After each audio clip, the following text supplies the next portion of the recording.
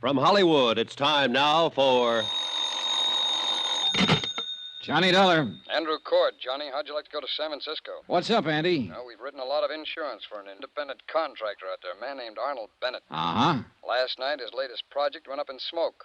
An office building he completed a month ago. How much is the policy worth? There were 5 companies involved. They took it on at $100,000 apiece and turned it over to us. $500,000? Yep. I talked with the arson inspector for National Fire Underwriters in San Francisco. He said the fire looked phony. I'll pack my things.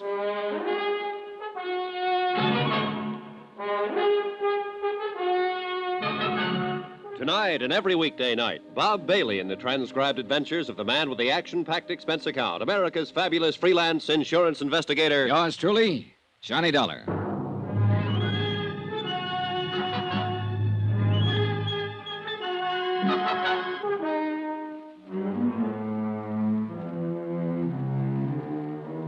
Expense account submitted by Special Investigator Johnny Dollar to the 4-State Fire Insurance Corporation, 4065 Spear Boulevard, Hartford, Connecticut.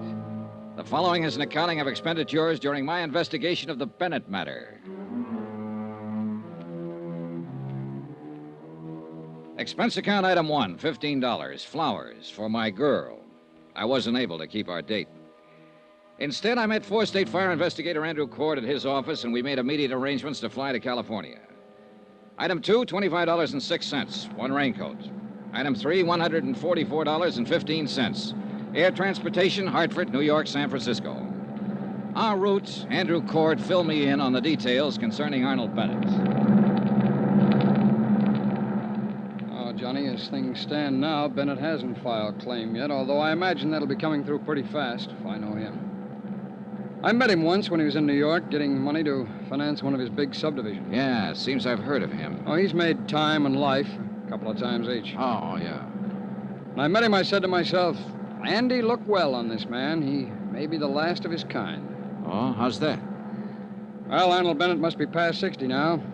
He's been everything in his lifetime. Sailor, soldier, lawyer, financier, bootlegger, gun runner, Lord knows what all. Talked fast, worked hard, and what he couldn't get one way, he got another. All in all, he's done pretty well. It shows all over him. I didn't like him, Johnny. Well, go on. Well, maybe I was just jealous of his aggressiveness, or maybe it's that I've just heard stories of how he ran roughshod over big and little.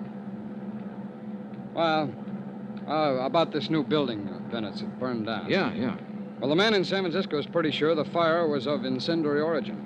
Well, can he prove it? Well, that'll be up to him, and you, and me. 4-State and National Fire Underwriters are going to handle the investigation. Federal, Great Atlantic, and Tri-State Underwriters aren't going to send any men at all. They figure it's best not to clutter things up. Yeah, but proving the fire was incendiary may not be too easy, Andy. Well, we'll see when we get there. There's a standoff motive in the whole thing. We can start with that. What's that? Bennett's in financial trouble, big trouble. Taxes, so on. The fire was an out. I see. Well, who's the arson man in San Francisco? Billy Underwood? Oh, good. Bill Underwood's one of the best arson men in the business. Well, it's going to take all of us to get Bennett, Johnny. Now, we'll split it 3 ways. We'll let Underwood handle the fire evidence. You can play front force with Bennett, and I'll comb around in the financial situation. Yeah, well, we sure got our work cut out for us. But listen, Andy, you sound sort of scared of this guy, Bennett. I am, kind of. Why? Nobody's ever beat him. Expense account item 4, $7.50. Incidentals upon arrival in San Francisco. Andy Cord and I checked in at the Fairmount, then went downstairs, rented a car, and drove out to the scene of the fire. Bill Underwood was already there, had been there all day. We all shook hands, and then Underwood broke it down. Bill was a bit of a pedant, had things pretty well organized for us. Now, it's this way. The watchman on duty saw a man loitering in the vicinity of the building when he came to work at 6 o'clock. Uh-huh. 3 other witnesses remember the same man. A druggist, a filling station attendant on his way home from work, and a newsboy. Got a description? Mm-hmm. I did.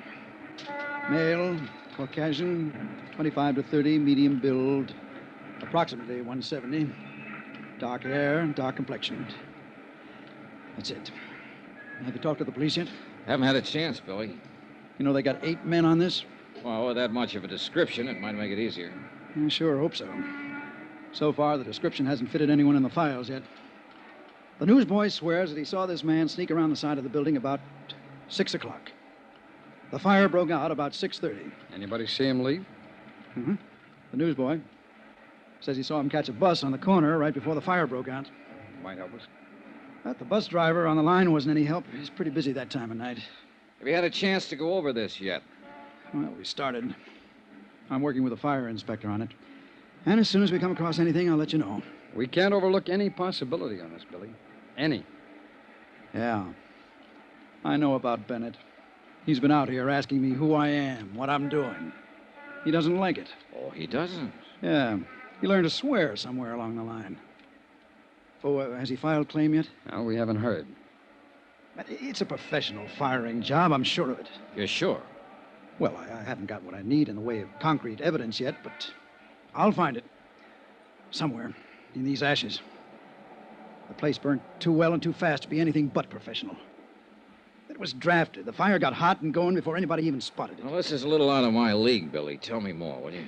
Well, you see, an amateur will mess it up generally. It'll smoke a lot and somebody will spot it. Now, a bug, a nut, he'll do as good a job as a professional. Oh? But he'll stick around and watch it burn.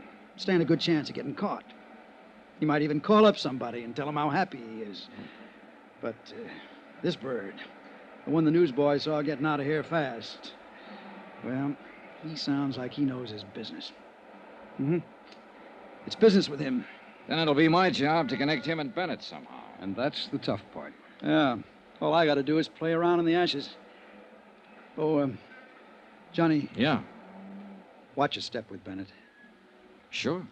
He doesn't care about anybody.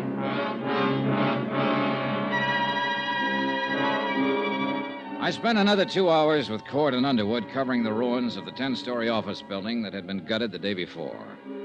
Underwood acquainted Cord and me with all of the necessary details, all he could. That night, we sat with the 3 witnesses at a special show-up in the Hall of Justice. 60-odd suspects were paraded out. There were no identifications. The next morning, while Cord and Underwood carried on with their part of the investigation, I went out to Arnold Bennett's real estate office near the Presidio. Remember that old saw, how a woman in love is always beautiful? When I walked in, I had no idea Elizabeth Bennett was in love and no idea that she was beautiful. Her sallow face without makeup, framed in a wisp of stringy blonde hair, wasn't flattered by the shapeless black dress and low-heeled shoes she was wearing. Certainly not the going idea of beauty. Now, did her conversation reveal anything to indicate love? Yes, sir. May I help you? Mr. Bennett, please. My name's Dollar. Dollar? D-O-L-L-A-R? He's not expecting me. Your business, Mr. Dollar. Four State Fire Insurance Corporation. It's about the fire that destroyed the office building. Oh, yes. Just a moment, please. Well, what is it, Liz? Mr. Dollar is here, Uncle Arnold. I don't want to see anybody today. I told you that, you idiot. Mr. Dollar's from 4 State. It's about the fire. Oh. Well, send him in. And go out to lunch. Yes, sir. It's all right, Mr. Dollar. Straight ahead. He always like that? He's nice today. Thanks, Elizabeth. That's your name, isn't it? Yes. I'm Elizabeth Bennett. Go straight ahead. Dollar, That's right. Mr. Bennett? come in, come in. I'm not going to ask you to sit down. I know why you're here. You have insurance investigator written all over your face. Well, in that case, we can get right down to the business at hand. What caused the fire? I don't know yet. It was deliberate. What? Somebody started that fire, that's what. And I know who. Get him and you'll save yourself some work. Tony Midas. Tony Midas? Who's that? The crackpot that set fire to my building. He's out of prison now, and he swore he'd get me. Well, now, look, maybe you'd better tell me just who he is and why he'd want to get you.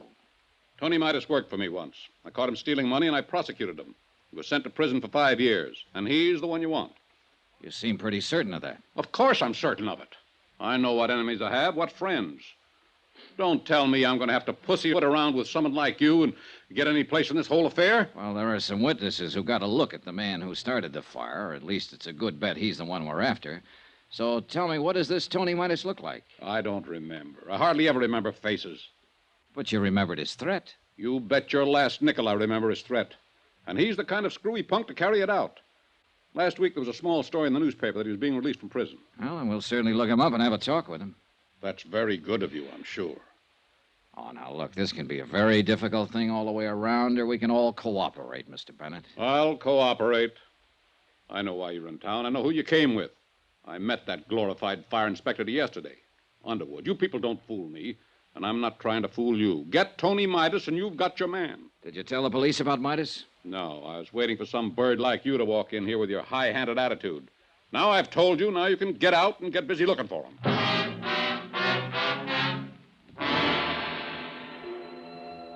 Arnold Bennett lived up to all of his advance notices, and then some. I'm paid very well to stand and take what I have to find out what I want to find out. Sometimes it's not enough money. A review of the trial and proceedings in which Tony Midas had been convicted of grand theft, his threats at the time of his trial substantiated Bennett's information. That didn't surprise me. What did surprise me was that one of the three witnesses identified Tony Midas's mug picture as the man seen in the vicinity of the building the night of the fire. An APB went out for Midas. The San Francisco police began to turn the town upside down looking for him. By 5 o'clock in the afternoon, the other two witnesses had made up their minds that he was the man they had seen after all. The case against Midas became stronger. It was imperative that he be located.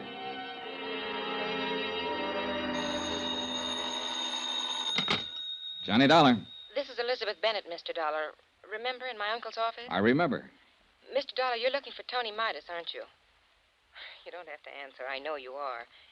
I think I can help you find him, but he's not the one you're looking for. Look, if you turn him in... Let me finish, and then we'll talk about him. I live at 1038 Murata Drive. I'll be home in an hour. We can talk there. 2 minutes later, when I was putting on my coat, I received another phone call. This one from Bennett's lawyer. He advised me that Arnold Bennett had filed claim and would bring suit if his claim was not honored in the prescribed length of time. I thanked him for the information and went downstairs, began to look around for a cab. A police car careened into the driveway, and a familiar hat on top of a familiar head leaned out. Hey, Johnny! Go! Yeah, Andy Cord. How's the left, kiddo? Hop in. Okay. This is Inspector Truck and Inspector Kane. Hi, what's up? Somebody shot Arnold Bennett 10 minutes ago.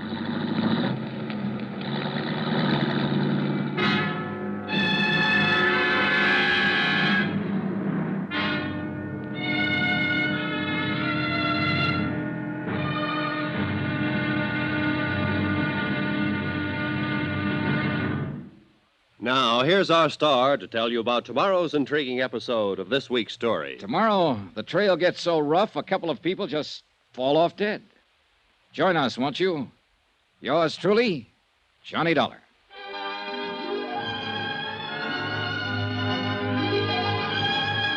Yours truly, Johnny Dollar, starring Bob Bailey, is transcribed in Hollywood.